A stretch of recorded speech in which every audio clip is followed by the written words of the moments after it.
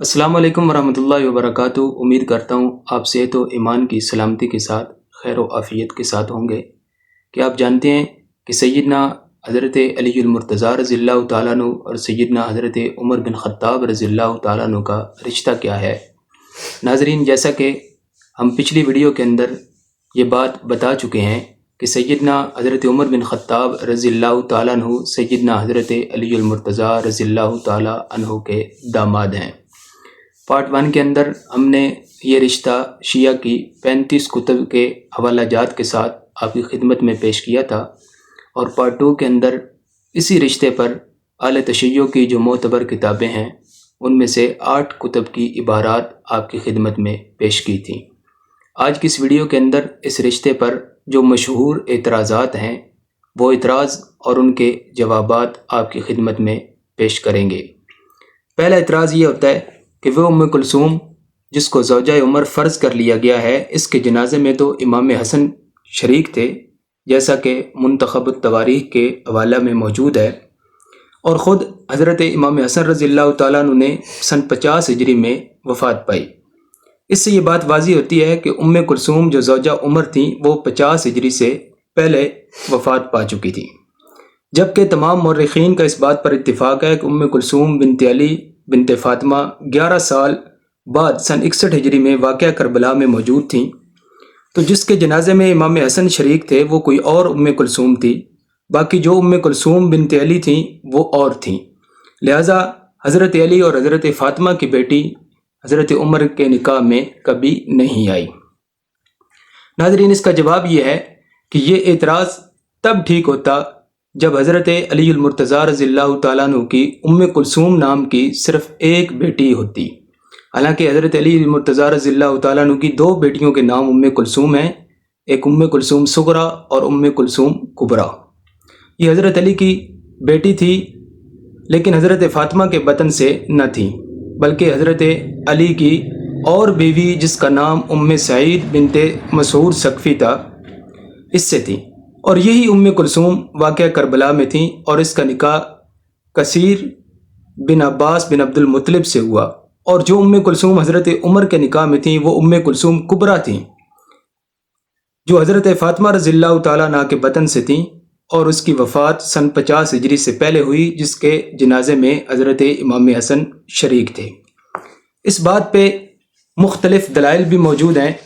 دلیل نمبر 1 یہ ہے کہ حضرت علی المرتضیٰ رضی اللہ تعالیٰ عنہ کی 2 بیٹیاں ام کلثوم نام کی تھیں، صغریٰ اور کبریٰ۔ کشف الغمہ فی معرفت الائمہ، اس کتاب کے اندر روایت موجود ہے،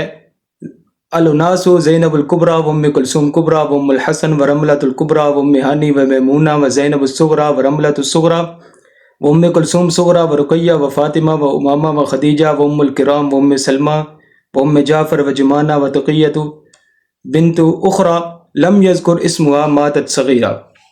کشف الغمہ فی معرفت الائمہ، جلد نمبر 1 صفحہ نمبر 441، باب ذکر اولاد الذکور والاناث۔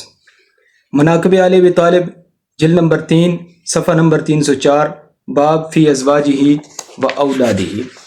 اس پہ دوسری دلیل منتخب التواریخ کی روایت ہے، در کتاب حجت السادہ می فرماید نقلہ حدیث از ترکہ معتبرہ نقل نمودہ اندہ کے جناب ام کلثوم دختر امیر المومنین و فاطمہ الزہرا والدہ زینب بن عمر و رقیہ بنت عمر در حیات حضرت مجتبیٰ در مدینہ طیبہ از دنیا رحلت فرمود۔ اس روایت کا ترجمہ یہ ہے کہ کتاب حجت السادہ میں فرمایا کہ معتبر طریقوں سے حدیث منقول ہے کہ جناب ام کلثوم دختر امیر المومنین و سیدہ فاطمہ الزہرا اور زید بن عمر اور رقیہ بن عمر نے حضرت حسن کی زندگی میں مدینہ طیبہ میں دنیا سے رحلت فرمائی۔ ان کی اور ان کے فرزند زید کی رحلت ایک ہی روز میں واقع ہوئی، لیکن دونوں کی وفات کا تقدم اور تاخر معلوم نہ ہو سکا،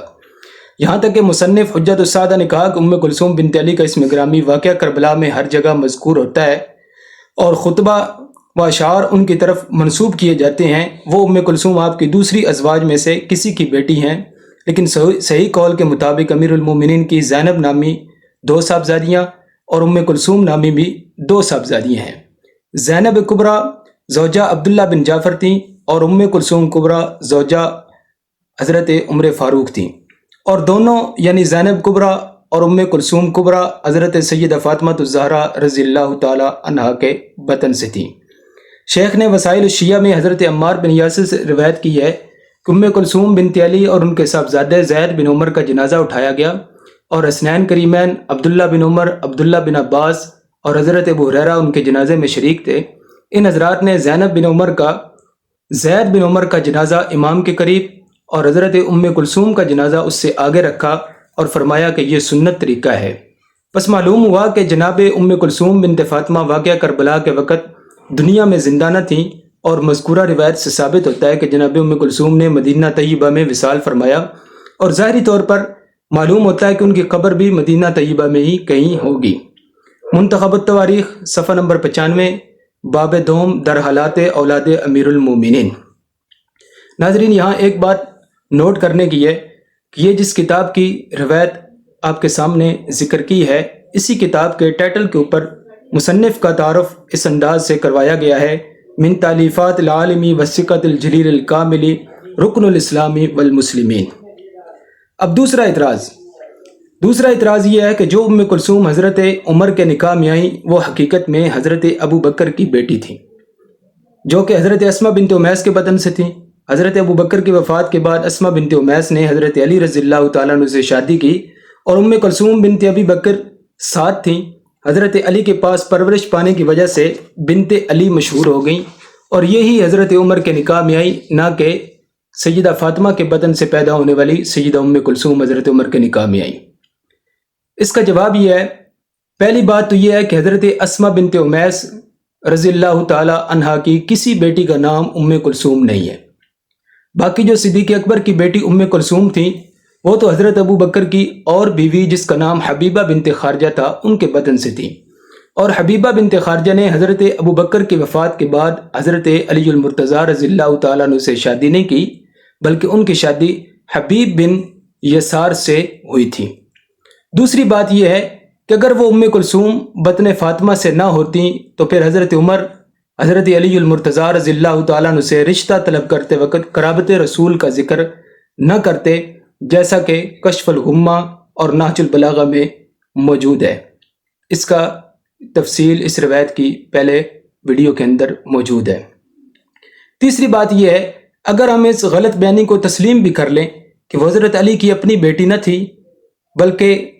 صرف ربیبہ تھی،